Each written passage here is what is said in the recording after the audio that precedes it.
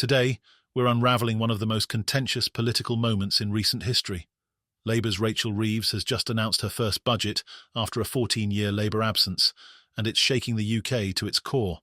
Rishi Sunak is furious, calling Reeves's economic strategy nothing short of a budget of broken promises, and warning that it will leave working families carrying the heaviest burdens for years to come. In a blistering rebuttal, Sunak has accused Reeves of masterminding a financial trap packed with hidden taxes and dangerous reforms, warning that Labour's reckless spending will drive the country into crisis. And it doesn't end there, because what you're about to hear is explosive. We're going to show you a brief clip of Sunak's reaction, where he delivers his scathing response to Reeves's plan, calling her out on everything from soaring tax hikes to hidden traps targeting middle-class families. But before we get to that, make sure to like, subscribe and stay tuned, because you won't want to miss a second of this scandalous breakdown of what may be one of the most controversial budgets in modern British history. Now, let's dive into every shocking detail. With a budget that contains broken promise after broken promise, and reveals the simple truth that the Prime Minister and the Chancellor have not been straight with the British people. Time and again, we Conservatives warned Labour would tax, borrow and spend far beyond what they were telling the country. And time and again, they denied they had such plans. But today, the truth has come out. Proof that they planned to do this all along. Today's budget sees the fiscal rules fiddled, borrowing increased by billions of pounds, inflation-busting handouts for the trade union, Britain's poorest pensioners squeezed, welfare spending out of control, and a spree of tax rises they promised the working people of this country they would not do. National insurance, up. Capital gains tax, up. Inheritance tax, up. I am deeply proud to be Britain's first ever female Chancellor of the Exchequer. To girls and young women everywhere, I say, let there be no ceiling on your ambition, your hopes and your dreams. And along with the pride that I feel standing here today, there is also a responsibility. It was a long-awaited moment for Labour supporters, the first Labour budget in over a decade, with Rachel Reeves, now the first female Chancellor of the Exchequer, leading the charge. Standing in Parliament, Reeves took to the podium with promises to undo years of Conservative mismanagement and to bring the economy back on track. She declared this budget would bring much-needed fairness and fiscal responsibility. But just hours later, her announcement ignited a firestorm of criticism, no one louder than Rishi Sunak, who has warned the public that Reeves's budget of broken promises will devastate British families for generations. And now, in a heated interview clip, we're about to witness Rishi Sunak's fiery response in his own words, where he warns that this budget is nothing short of a disaster waiting to hit working families. Insert interview clip. 30 to 120 seconds of Sunak's reaction, where he calls it broken promise after broken promise and condemns the fiscal approach as a blow to working people. Sunak's response wasn't just about political sparring, it was a fierce rebuttal, tearing into what he describes as the devastating consequences of Reeves's decisions. He accused her of creating a budget riddled with fiscal traps that would force British families to shoulder the burden of Labour's spending. From tax hikes on employers and inheritance tax reforms to new taxes on property, Sunak argues this budget is not about fairness. It's about a financial power grab disguised as reform. One of the budget's most controversial aspects is the rise in employer national insurance contributions, NICs, with rates increasing from 13.8% to 15%.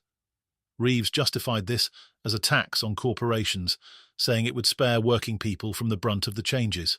But Sunak and other critics quickly tore down this argument, saying that this increase will ultimately hurt employees as businesses pass these costs down. Employers are now subject to NICs on any earnings over £5,000, down from £9,000.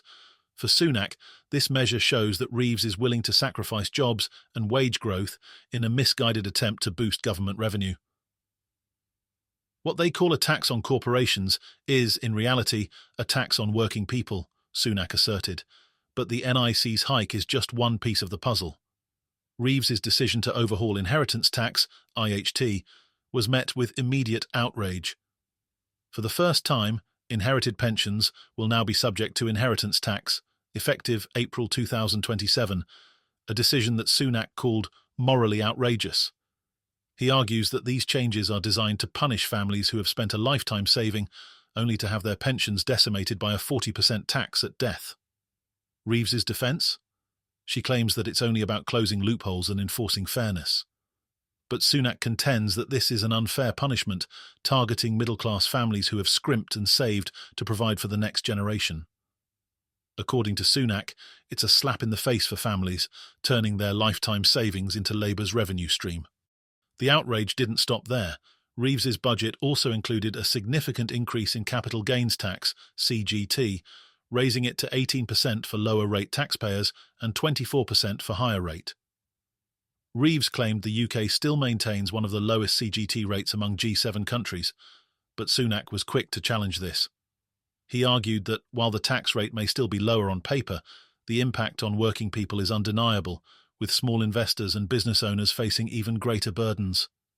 With CGT now applied to property, personal possessions over £6,000 and more, Sunak argues that it's a direct hit on Britain's middle class, designed to fund Labour's big spending.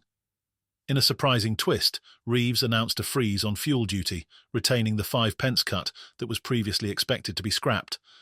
She claimed this measure was to support Britain's hard-working families, but Sunak dismissed it as a token gesture, arguing that it's a convenient distraction from the other tax hikes in her budget.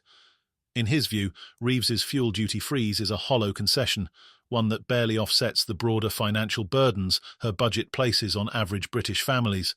This freeze may help motorists temporarily, but according to Sunak, it's simply not enough to counterbalance the steep costs of the other measures Reeves introduced.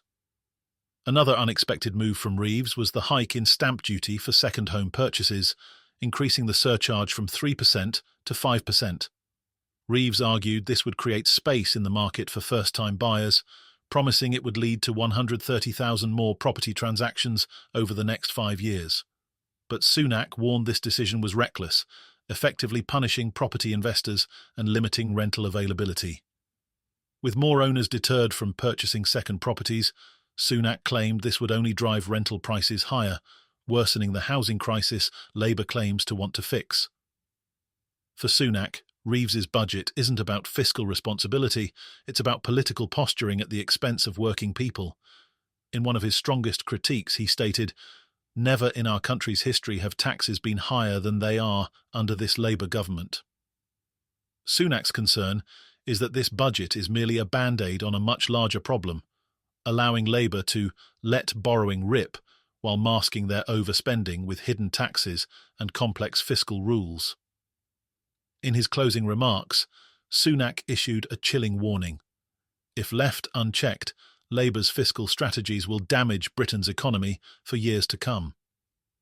He argued that the budget is little more than a collection of broken promises, setting the public up for a future of higher taxes, limited growth, and fewer opportunities for working families. Sunak urged the public to wake up to the reality of Reeves's so-called fairness agenda, reminding them that it's not just the wealthy, but everyone who will bear the brunt of this budget.